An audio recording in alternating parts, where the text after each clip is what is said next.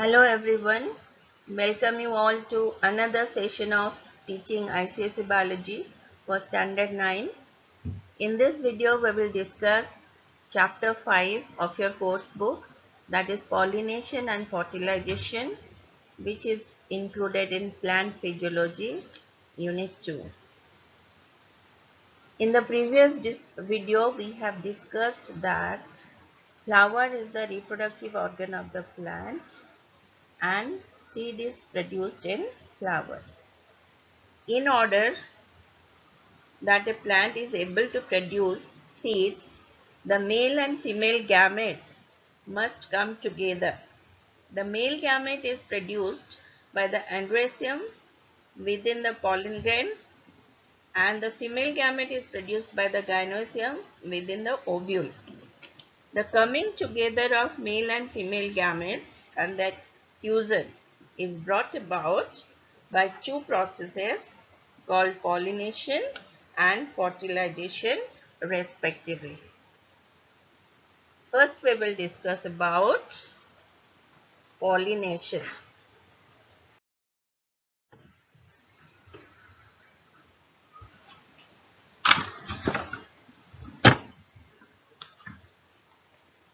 As we all know that androecium produces male gametes from the pollen grains which are located in the anthers, and the gynoecium produces female gametes in the ovule present in the ovary. On maturing, anther bursts and the pollen grains are transferred from the anther to stigma. The process involved in the transfer of pollen grains from an anther to the stigma of the same flower or different flower of same species is called pollination. And this transfer of pollen grains can occur either through insects, winds or agents, or itself the pollen grains can fall on the stigma of the same flower.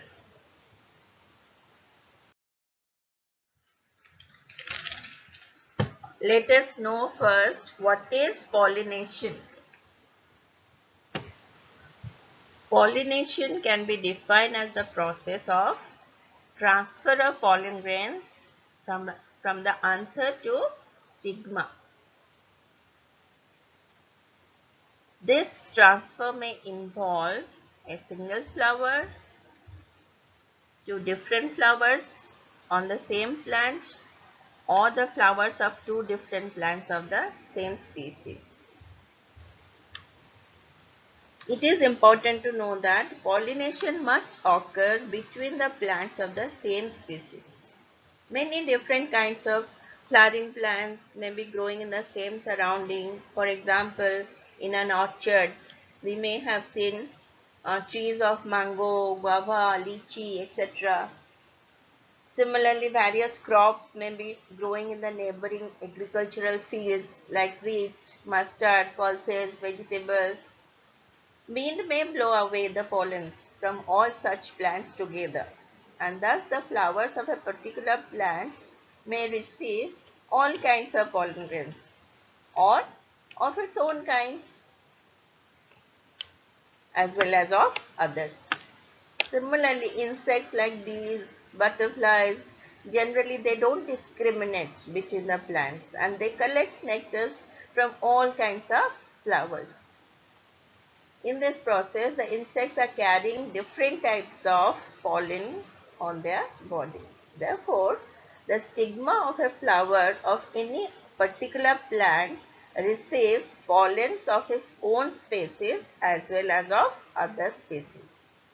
But nature has so designed that only the pollens of the same species of plant will survive and grow further to continue the process of reproduction, and the rest of the type of pollen will fail to germinate and perish.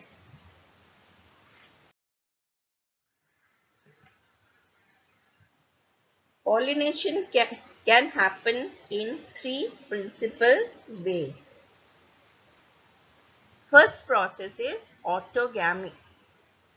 When the pollens from the anther of a flower falls on the stigma of the same flower by itself. It is known as autogamy. As you can see in the picture, it is a bisexual flower and pollens from the anther of that flower falls on the stigma of the same flower. This can also be included in self-pollination. This can also be termed as a type of self-pollination. The second way is geitonogamy.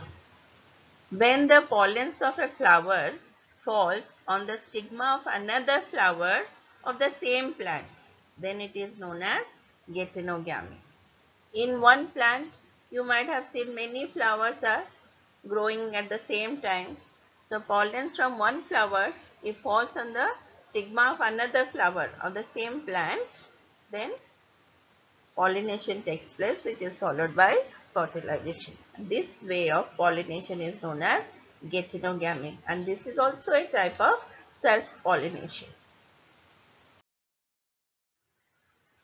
The third way is allogamy. When the pollens from the anthers of a flower of one plant falls on the stigma of another flower of a different plant but of the same species, it is known as allogamy. So in allogamy, two different plants of same species are involved.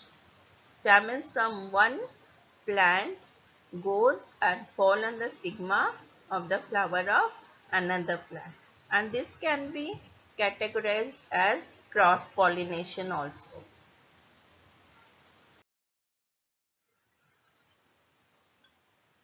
Now we'll discuss about the types of pollination. Pollination can be broadly classified into two types, that is self-pollination and cross-pollination. If pollination takes place in one plant, then that is called self-pollination. If pollination takes place between two different plants of same species, then that is called cross-pollination.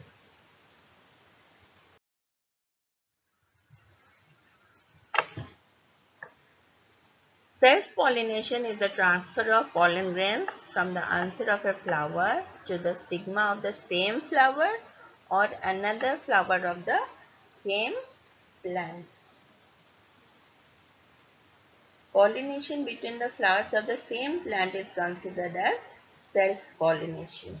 That is on the account of common genetic characteristics.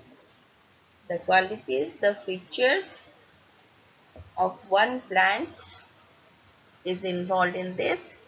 The stamens, pollen grains in the stamen and ovule in the ovary, both of them have same genes of same characteristics in self-pollination. Example is garden pea. Adaptations for self-pollination. That means in which plants self-pollination is the only possibility. Cross-pollination cannot take place there. The plant is designed in such a way by the nature that self-pollination can take place only. There are three adaptations for self-pollination. First one is bisexuality, second one is homogamy, and third one is claistogamy. In bisexuality, self-pollination can occur only in bisexual flowers, that is, flowers containing both androecium and gynoecium, or unisexual flowers of monoecious plants. In monoecious plants, two types of flowers are there, male and female flowers. Male flowers contain androecium, female flowers contain gynoecium, but both of them grow on the same plant. In that case also, the pollination can be termed as self-pollination because it takes place in one plant.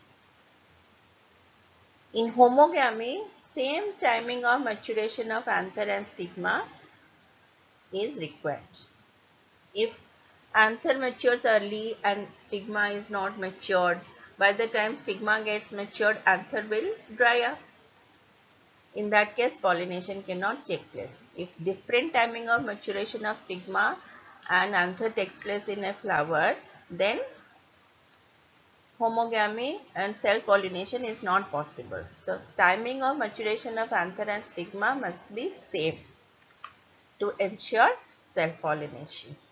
That type is known as, that adaptation is known as homogamy. Third one is claistogamy. Some flowers like pansy, growing close to the ground level, they don't open at all. They don't open means the petals are arranged in such a way that they cover both anther and stigma. And anther and stigma lie very close to each other and they mature at the same time. And since they are covered by the petals, inside the covering, pollination takes place. Pollens from anther fall on the stigma of the same flower. That condition is called claistogamy. We can also call it closed pollination. Let us find out what are the advantages of self-pollination. Self-pollination is a sure method because mostly it takes place in bisexual flowers where the stamen and carpel mature at the same time and lie very close to each other. They don't require any agent, any other substance to carry them from one place to another. So that is a very sure method. Parental characteristics are preserved 100% because both pollen grain and ovules, they have same genetic structure, same characteristics they bear in their genes. So 100% the characteristics of the parents go to the offsprings or the next generation. There is no wastage of pollen grains because pollen grains don't have to travel a long distance. Even a small quantity of pollen grains also will be sufficient for pollination and fertilization because mostly it takes place in the same plant or between two plants very close to each other. The flowers need not be large and showy because they don't have to attract insects which are the agents of pollination.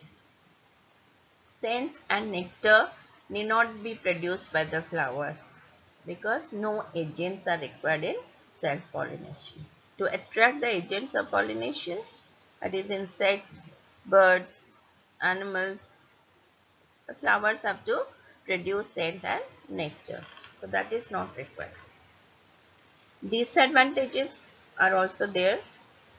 Disadvantages of self-pollination are continued self-pollination generation after generation make the plant weak and make the pollen grains and ovules of very poor quality which may lead to the weakening of the variety or the species. So next generation that will be produced after 4 to 5 generations, the plants produced become very weak and don't grow well. The weaker or the defective characteristics of the breed cannot be eliminated, cannot be removed because 100% the characteristics of mother plant goes to the offsprings, goes to the new plant. So if mother plant is having any disease, any fungal infection, that also would be transferred to the offsprings. It doesn't yield new varieties because both male gamete and female gamete, they are of same genetic structure, they bear same characteristics. So new characteristics are not possible. There is no development, no evolution of new characteristics. So it doesn't produce new varieties. The other type of pollination is cross-pollination. Cross-pollination is the transfer of pollen grains from the anther of a flower to the stigma of a flower of another plant but of the same species. So it takes place between two different plants but of same species.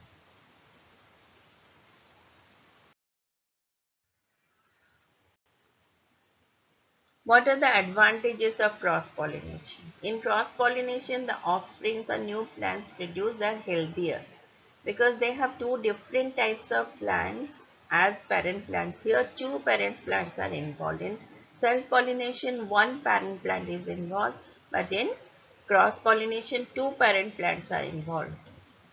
The seeds produced are abundant and viable. Plenty of seeds are produced. They are large in number and they are viable means they are healthy. New varieties may be obtained by cross-pollinating two different varieties of same species. Here, new varieties can be obtained because two different plants may differ in their characteristics. For example, one plant may have bright color but small size of flower. Other plant may have dull color but big size flower. But when cross pollination takes place between them, there may be a new characteristics come out with bright color and big size flowers, which is a better variety. So new varieties are possible in case of cross pollination. What are the disadvantages of cross pollination?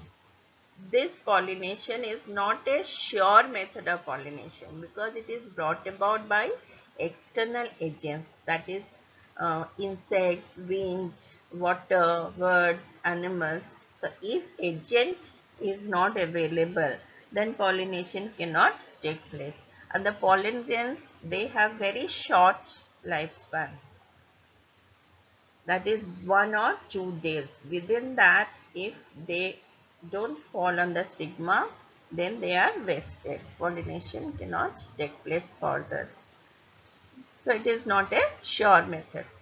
The pollen has to be produced in large quantities because pollens have to travel long distance from one plant to another plant, and on the way many pollen grains may be destroyed. So this leads to wastage of pollen grains.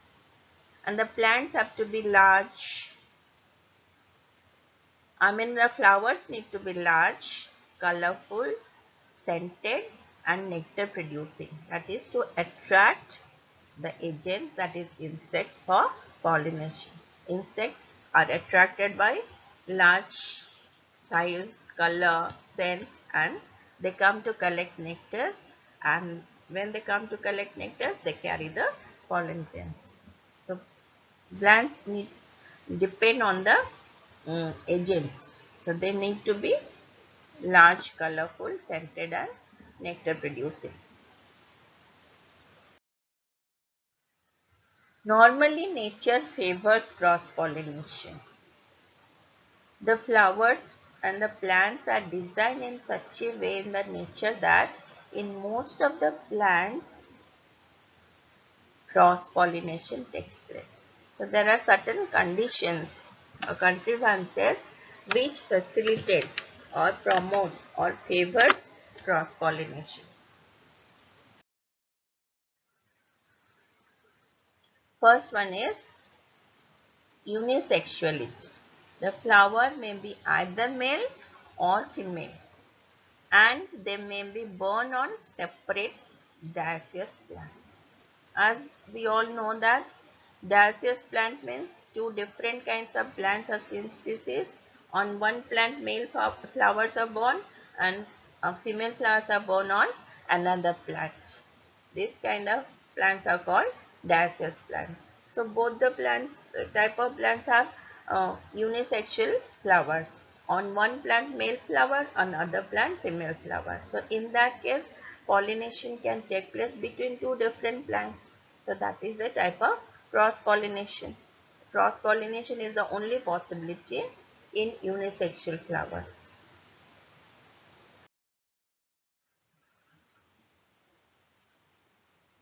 Second condition that favors cross pollination is dichogamy. Dichogamy means different timing of maturation of androecium and gynoecium. In some plants, the androecium of flowers mature early than gynoecium. In such condition, we call it protandry, and it is seen in people and custard apple. In some other plants, gynoecium of the flowers mature earlier than the androecium. Such condition is known as protogyny, which is seen in pea, sunflower and salvia. In either conditions, self-pollination is not possible, because if one gamete mature early and the other is not matured, since these gametes have very short lifespan, by the time the other one gets matured, the previous one which was matured early gets dried up and loses its capacity of fertilization. So in both these conditions, protogyny and protandry, self-pollination is not possible. Only option is cross-pollination. Next condition is self-sterility. Sterility means not capable of fertilization and reproduction. This is a condition in which even if stigma receives pollen grains from the anther of same flower or different flowers of same plant, it fails to form the pollen tube.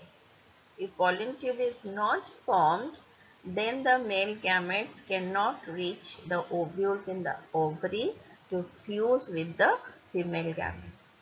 So fertilization is impossible. So there is no production of seeds. So that cannot be termed as a pollination, a proper pollination. The only option here is left is cross pollination.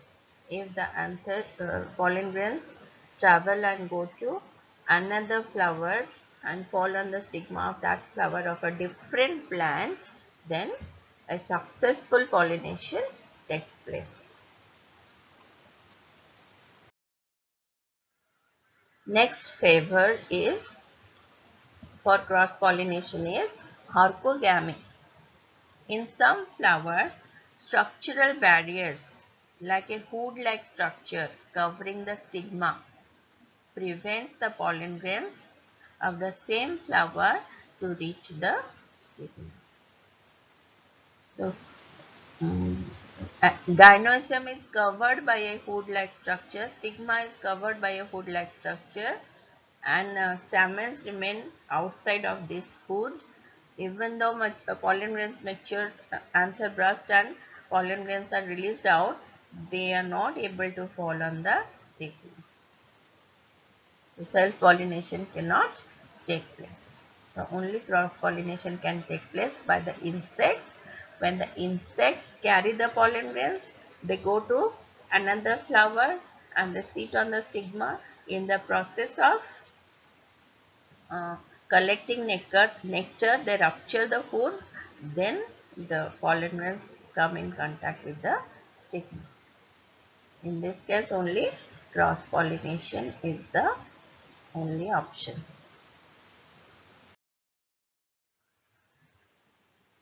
Next condition that favors cross-pollination is heterostyly. In some flowers, the stigma and anther grow at different heights. As you can see in the picture, in the first picture you see the gynoecium is quite long and the stamen is short in height. So when the pollen grains would be released on maturation, the anther will burst open. Pollen grains would be released, but they cannot reach the stigma. The self-pollination cannot take place. In the second picture you see the gynoecium is very short in height and stamens are very long. So when anthers mature and burst open, the pollen grains um, are released out. They are scattered here and there. It is a chance factor that they fall on the stigma. Most of the pollen grain are not able to fall on the stigma. So that is also not favoring self-pollination. So in that case also mostly cross-pollination takes place.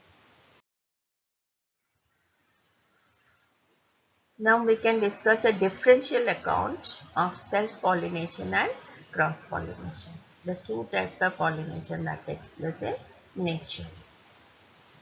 As we know that self-pollination is the transfer of pollen grains from the anther to stigma of the same flower, while cross-pollination is the transfer of pollen grains from the anthers of one flower to the stigma of another flower of different plant but of the same species. For self-pollination, no external agent like insect or wind or water or birds required, because in one flower it can take place. The pollen grains fall on the stigma of same flower and pollination, fertilization can take place. But cross pollination takes place between the flowers of two different plants. So external agents are required to carry the pollen grains and travel from one plant to another to reach the stigma. In self-pollination, the male and female parts mature at the same time. If this condition exists there, then self-pollination can take place. But if male and female parts do not mature at the same time, that means they mature at the different time, then there is no question of self-pollination, only cross-pollination takes place. Self-pollination can also occur even when the flower is closed. If the petals are closed inside both the stamens and gynoecium are present. So inside the flower also pollination can take place. In cross pollination, the flower needs to be open for the pollination to take place, for the pollen grains to reach the stigma, because they are carried by agents. They come from another flower of another plant. They have to reach the stigma, and they can reach the stigma if the flower is open. In self-pollination, the parental characteristics, that means the characteristics of parents, are 100% preserved, stored in the next generation, in the offspring or in the new plants, because both the male gamete, that is pollen, and female gamete, that is ovule, they have same characteristics because they belong to same plant, same genetic structure, same type of chromosomes, same type of genes. But in cross pollination, two different plants are involved, so they may have different characteristics depending on the size of flowers or leaves or plant size. Characteristics differ between two different plants. So there is a combination of parental characteristics is seen in cross pollination. New variations are impossible, hence the young ones cannot adapt to changed environmental conditions. In self-pollination, there is no variation seen, there is no new varieties are seen, because both the male and female gamete belong to same plant and they bear 100% similar characteristics. So they find it very difficult to adjust to the environmental conditions. But in cross pollination, the offsprings are quite healthier because the offsprings are formed from two parents of two different set of parental characteristics. So they are more resistant to adverse environmental conditions. They can adapt easily to different environmental conditions. Any change in the environment, they can adapt better. In self-pollination, there is no question of production of new varieties because both the gametes belong to same plant and have same genetic structure, same genes, same chromosomes. But in cross-pollination, two different plants are involved, so different genes, different characteristics, and there may be combination of characteristics and new characteristics can be produced.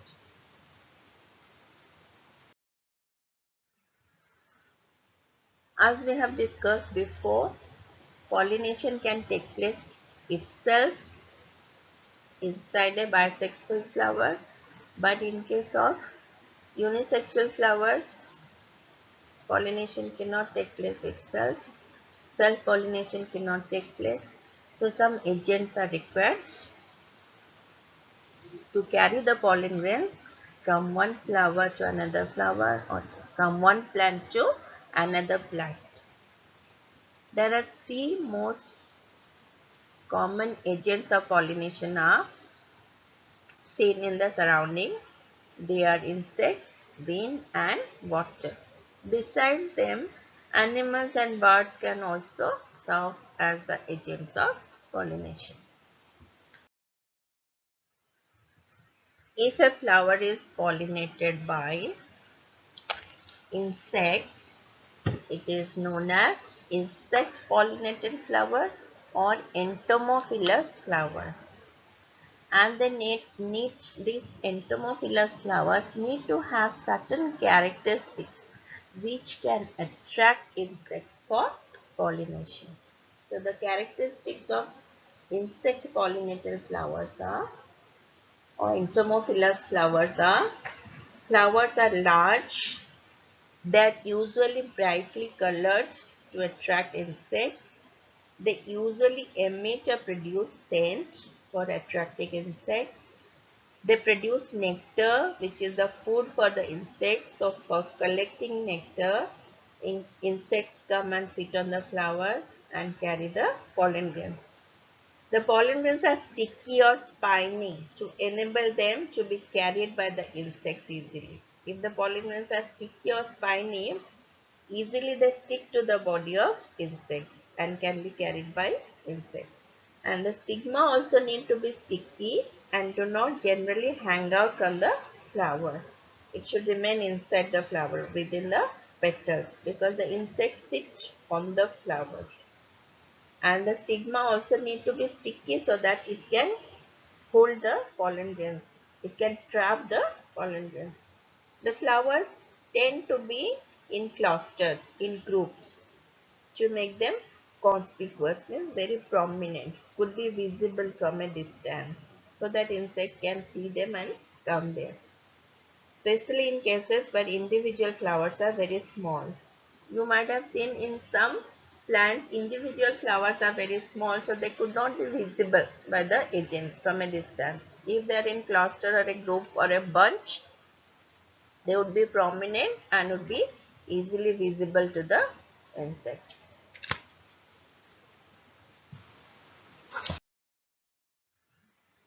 One example of entomophilous flower, very common example is sweet pea. The insects such as bee alight on the conspicuous corolla. The bee thrusts its long tongue in the search of nectar. In this struggle of collecting nectar, searching nectar, the wing petals, which are laterally situated petals, you can see in the picture, which is known as kill petals. They are forced down and the stamens and stigma touch the underside of the body of the insect. If this insect has already visited another flower, it may have some pollen grains sticking on its body. The pollen is now transferred to the stigma of this new flower, thus affecting pollination.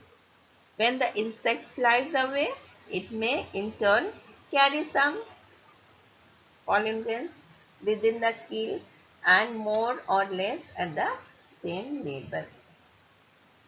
This is how insects facilitate pollination in flower.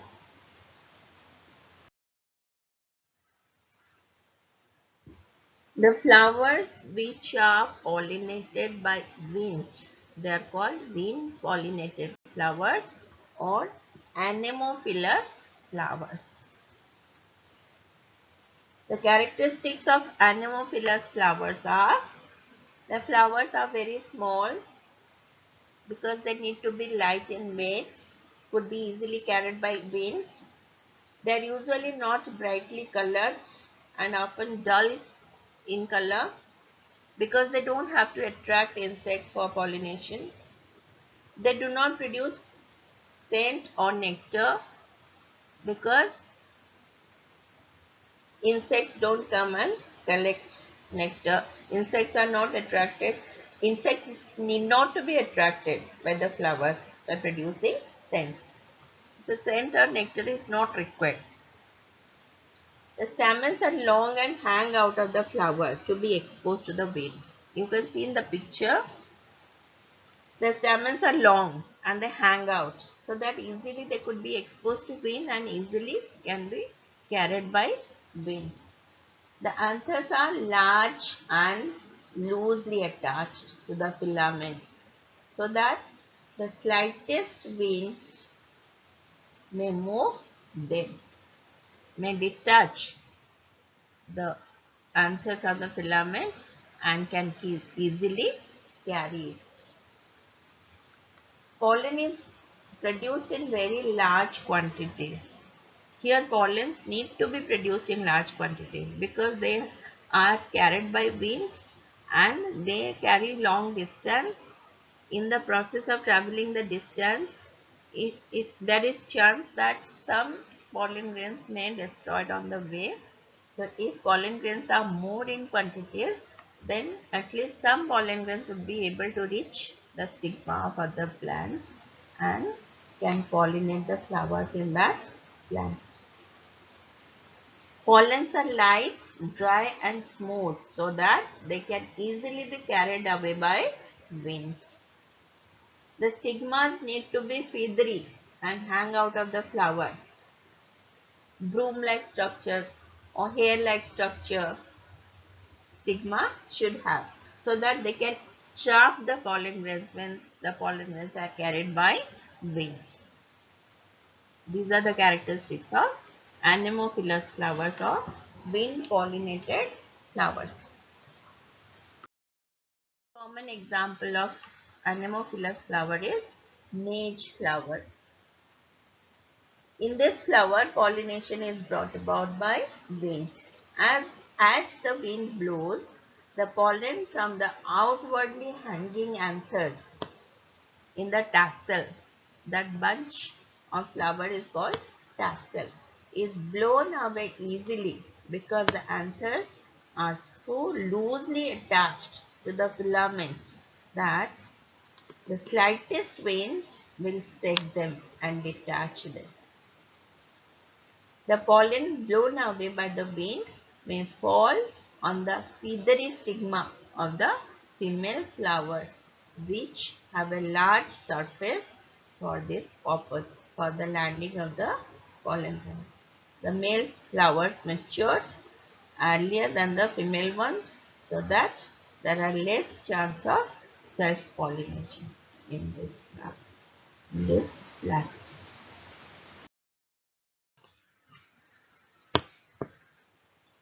Flowers which are pollinated by water are called hydrophilous flowers.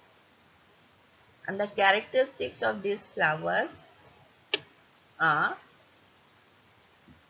the pollen grains are produced in large quantities so that when they float with the uh, speed of water, when they move with the speed of water, when they float on the surface of water, in the process, some of them may get destroyed. So some will be able to reach the stigma of other flowers or the ovules. So it needs to have large quantity of pollen grains. In some plants, the pollen grains have a specific gravity almost equal to that of water, so that they remain floating below the surface of water. In some cases, male flowers are such that they float on the surface of water till they meet female flowers. As you can see in this picture, this happens in Vallisneria. Female flowers float on the surface of water and male flowers float on the surface of water and female flowers float below the surface of water.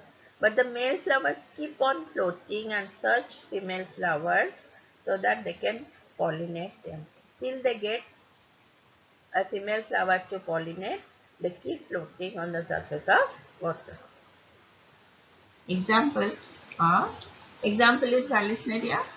Besides these three types of pollination on the basis of agents,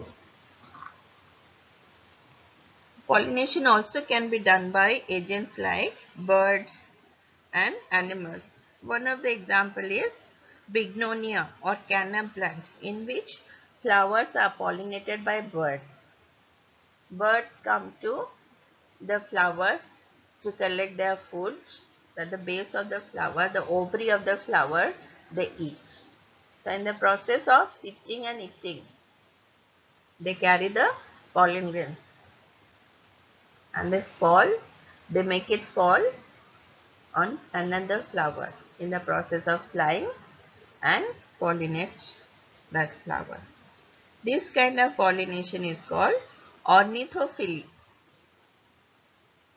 And the biggest flower on this earth which we know is Rafflesia, which is quite big in size, and it grows on a creeper plant, which this plant is a climber which grows on the ground. It creeps on the ground, and the flowers also remain on the ground level. And when the elephant works in the forest, and the elephant puts its foot in the process of working on the flowers, and the pollen grains of Rafflesia stick to their legs.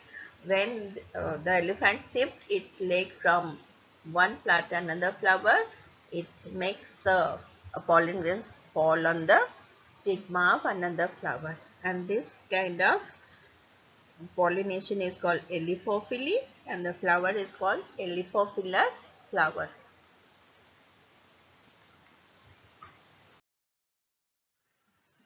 Besides these agents, insects, wind, water, birds and animals, human beings also sometimes purposely do pollination to get the plants of their desired characteristics. When pollination is executed manually by transferring pollen grains from the stamen of one plant to the stigma of another plant, it is termed as artificial pollination. Because it is artificially done, you can see in the picture, removal of anther is done by human by using a scissor purposely, and this process of removal of anther is called emasculation. Removal of anther from a flower is called emasculation, and these stamens are collected. Stamens, anthers are collected from the stamens. Anthers are cut down from the stamens, matured anthers, and they are made to fall on the stigma of another flower, and they pollinate that flower.